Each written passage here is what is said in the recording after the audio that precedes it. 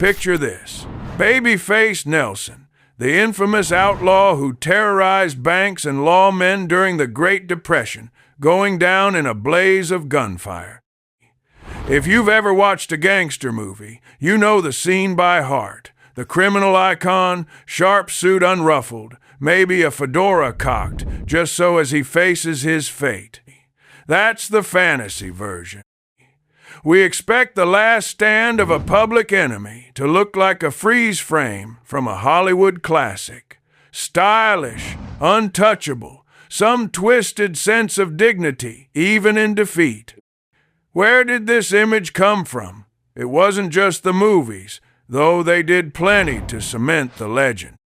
Early press photos, magazine spreads, and a steady parade of silver screen gangsters gave us a uniform.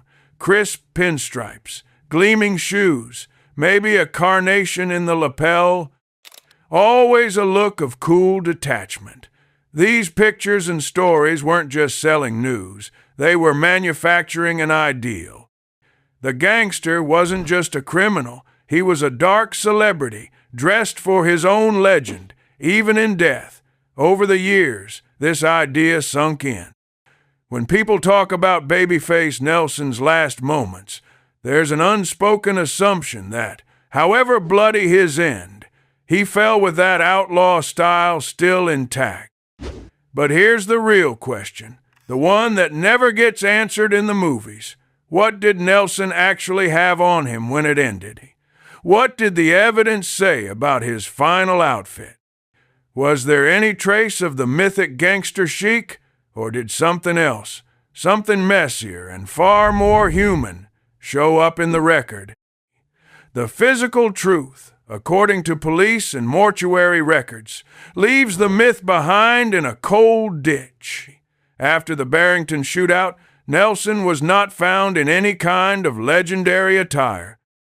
Reports confirm he was discovered wrapped in a blanket, his own clothing, blood-soaked, torn, or stripped away by the time authorities reached him. The official documentation describes his body as, at best, partially clothed or nude beneath that blanket, a pitiful sight far from any Hollywood poster. Instead of a gangster's last stand in polished shoes and pressed cuffs, the final image is raw. A body so battered and drenched in blood that the only thing left to cover it was a makeshift shroud. Whatever style he might have claimed in life, Nelson's last outfit was humiliation, not glamour. So when the dust settled and police finally got their hands on Babyface Nelson's body, the cinematic myth broke down completely. What greeted them wasn't some carefully preserved gangster ensemble, but a half-stripped, mutilated mess. Nelson was found wrapped in a rough, dirty blanket, his clothes either shredded with bullet holes and soaked through with blood, or cut and peeled off in the chaos. There was no sign of an iconic fedora, a tailored suit, or even a symbolic necktie. The truth was right there in the records, a body battered and exposed, covered up by whatever could be grabbed in the moment. No criminal chic, just a bloody, makeshift shroud. Humiliating, not legendary. In fact, the state of what little clothing remained on Nelson was bleak. It's highly likely, given what mortuary and medical protocols looked like at the time, that any remaining shirt or trousers were either ripped from his body as officers and would-be rescuers scrambled to treat his wounds, or so blood-soaked and damaged that they clung in tatters. After a shootout like the one at Barrington, standard practice was to slice through garments to reach bullet wounds. So, while nobody cataloged each item thread by thread, the only plausible wardrobe was one of ruin. Cloth saturated with blood, seams torn or split, buttons lost in the mud, and maybe just scraps left by the time he was finally bundled up for transport. Picture the scene for a second. The blanket, probably meant for a car seat or a quick stretcher improv, is filthy and matted, sticking to patches of dried blood. Every inch of exposed skin turns clammy in the November air, the kind of cold that gnaws straight to the bone, especially when there's no real clothing left to hold in heat. And the blood, thick and dark, seeps into every fiber of what's left, turning fabric into something stiff, heavy, unrecognizable. There's no dignity, just a freezing, shivering body wrapped in rags, the glamour of outlaw style reduced to a miserable, trembling detail. And if you want to know what the period sources actually said, the police and press reports did not romanticize the scene. They described Nelson as blanket-wrapped, sometimes bluntly nude, and always blood-soaked. No mention anywhere of a gangster's last. Sartorial statement, just the blunt, clinical facts of a body stripped of myth. The press didn't linger on the cut of his jacket because, by then, there was no jacket to describe. The myth of the well-dressed desperado ends here, with a battered outlaw shrouded in a muddy blanket, exposed to every humiliation the ditch and the cold November night could offer. But that's not the version that survived in the public imagination. Over time, the story changed, not in the facts, but in the way the world remembered them. As decades passed, movies, TV shows, and even history books started dressing Nelson up again, this time in memory. In film after film, Babyface Nelson becomes the picture of gangster cool, a pressed suit, tie on straight, maybe even a fedora knocked at just the right angle for maximum menace. These retellings don't linger on the body in the ditch, the blanket, or the blood. Instead, they swap in the same tailored look that Hollywood gave all its bank robbers, slick, iconic, and untouched by the humiliation of real death. This isn't just about one movie exaggerating for drama. It's a pattern in how later retellings steadily replaced the mess and misery of Nelson's end with a cleaner, stylized send-off, fitting him for the Outlaw Hall of Fame instead of the cold reality of the crime scene. This wasn't a single cover-up or a grand conspiracy. Instead, it's a long, collective act of forgetting, an instinct for comfort that runs right through pop culture.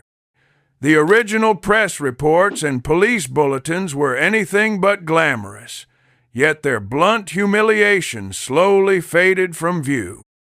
Audiences and storytellers alike seemed to prefer the myth, the idea that even in defeat, the outlaw kept his style.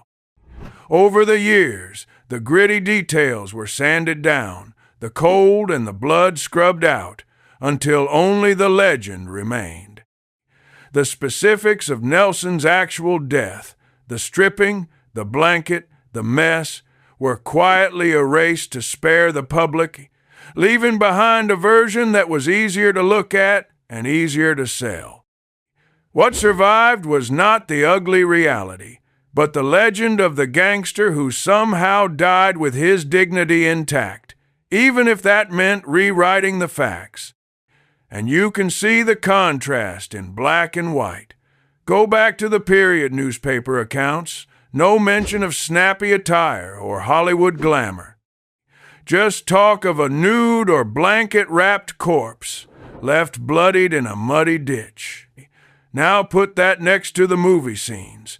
Actors standing tall in three-piece suits, gun in hand, hair perfect, dying in a hail of bullets, but never losing their cinematic edge. The erasure is so complete, it's almost jarring. The real humiliation, mud, cold, stripped skin, vanishes from the real. What's left is a fantasy so polished, it's hard to recognize the documented end underneath.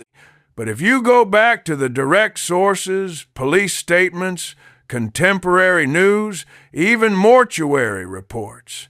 There's no gangster chic to be found. All the primary evidence agrees. Nelson's body was discovered blood-soaked, partly or entirely stripped, wrapped only in a dirty blanket. There's no stylish last outfit, no famed outlaw fashion statement. The only thing that survives in those records is the humiliation, the stripping away of legend, along with the clothing. The reality wasn't just less glamorous. It was the opposite of the myth, cold, dehumanized, and unforgettable for anyone who saw it firsthand. This is the cost of the erasure. When the myth wipes away the brutal end, it hides not just the stains on Nelson's clothes, but the collapse of every last claim to outlaw dignity. For all the talk of daring getaways and sharp suits, the physical truth was a body robbed of everything that made it cinematic.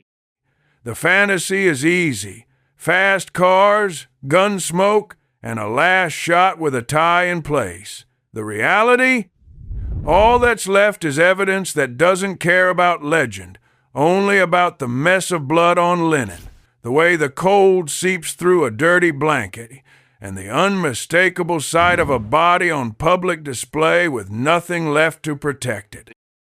In stripping the man, the myth also strips the audience of any comfortable distance from what outlawry really meant. Not heroism, not romance, but a final, humiliating exposure to the world and the elements. Here's the blunt payoff, the one the Hollywood version never shows. According to period police and mortuary reports, and confirmed by contemporary news coverage, Nelson's corpse was found wrapped in a soiled blanket, with his body bloodied and clothing either removed or missing. There's direct evidence describing him as nude or blanket-wrapped, his wounds leaking through rough fabric, his body dumped in a muddy ditch at the side of the road. No one stood over him with a camera to immortalize an iron collar or a pressed trouser leg. Instead, the end of Babyface Nelson was written in stains, torn fabric, and the cold indifference of everyone who handled him afterward. The story comes full circle, not with a legendary last stand, but with the total destruction of the outlaw's cultivated image, leaving only a clinical, almost pitiless record of a body stripped of costume and legend alike. So, what is actually supported in the direct evidence? The records state that Nelson's body was blanket-wrapped, bloodied, and at least partly stripped by the time authorities found him. No full list of garments, no recovered suit, shirt, or shoes. Police and mortuary documentation confirm his blood-soaked condition, but there's no known inventory of his last outfit. Not even a note of what color clothing he entered the shootout wearing. The only reliably documented details are the blanket, the blood, and the missing dignity. That's the precise, supported answer: stripped, exposed, and humiliated in death, with the exact details lost to the messiness of reality. In the end, the legend of the stylish outlaw death just can't stand up to physical fact.